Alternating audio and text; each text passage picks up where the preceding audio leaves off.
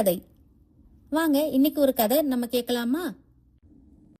இன்றைய கதை காலிக்கோப்பை. நிஜமாவே இது நம்ம லைஃப்ல நாம கவனிக்க வேண்டிய ஒரு விஷயம். முன்னொரு காலத்துல ஜப்பான்ல இன்னும் ஒரு பெரிய குரு இருந்தாரு. அவர் ரொம்ப அமைதியானவர். ஆனா அவரோட ஞானம் ஊருக்கே தெரியும். ஒரு நாள் ஒரு பல்கலைக்கழக பேராசிரியர் அவரை தேடி வராரு. அந்த பேராசிரியருக்கு நமக்கு தான் எல்லாம் தெரியும், இந்த உலகத்துல இருக்க எல்லா விஷயமும் என் மூளைக்குள்ள இருக்குங்கிற ஒரு பெரிய கெத்து. குருவை சந்திச்சதும் ரொம்ப பெருமையா ஜென் தத்துவத்தை பத்தி எல்லாம் கேட்க ஆரம்பிச்சாரு. குரு எதுவுமே சொல்லாம மெதுவா அவருக்கு தேநீர் ஊத்தி கொடுக்கறாரு. அவர் தேநீர் ஊத்த ஊத்த கப்பு நிரம்பிடுச்சு. ஆனா குரு நிறுத்தவே இல்லை. தேநீர் வலிய ஆரம்பிச்சு மேஜையெல்லாம் கொட்டி பேராசிரியரோட துணியிலையும் பட ஆரம்பிச்சிடுச்சு. அப்போ அந்த பேராசிரியருக்கு ஒரே பதட்டம். ஐயா, என்ன பண்றீங்க?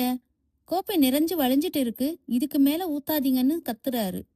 அப்போ குரு நிதானமா கப்ப வச்சுட்டு அந்த பேராசிரியரை ஏறிட்டு பாக்குறாரு. உங்க மனசு இப்படிதான் இருக்கு. நீங்க உங்க சொந்த கருத்துக்கள், உங்களுக்கு தெரிஞ்ச விஷயங்கள்னு எல்லாத்தையும் உள்ள அடைச்சு வச்சு மனசையே நிறைச்சு வச்சிருக்கீங்க. இந்த தேநீர் கோப்பை மாதிரி தான் உங்க மனசும்.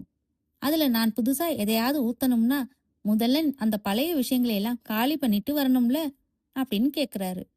அந்த பேராசிரியருக்கு அப்பதான் புரியுது, நாம கத்துக்க போறோம்னு கிளம்புறப்பவே எனக்கு எல்லாம் தெரியுங்கிற அகந்தையே வச்சுக்கிட்டு போனா புதுசா எதையும் உள்வாங்கிக்க முடியாதுன்னு. யோசிச்சு பாருங்களேன், நாம எத்தனை தடவை இப்படி எனக்கு எல்லாமே தெரியும்னு நினைச்சு புது வாய்ப்புகளை புது விஷயங்களை மிஸ் பண்ணியிருப்போம். அந்த பேராசிரியரை போல நாமளும் அப்பப்போ நம்ம மனசை காலி பண்ணி வச்சுக்கிட்டா புது அனுபவங்களும் ஞானமும் தானா வந்து சேரும்ல.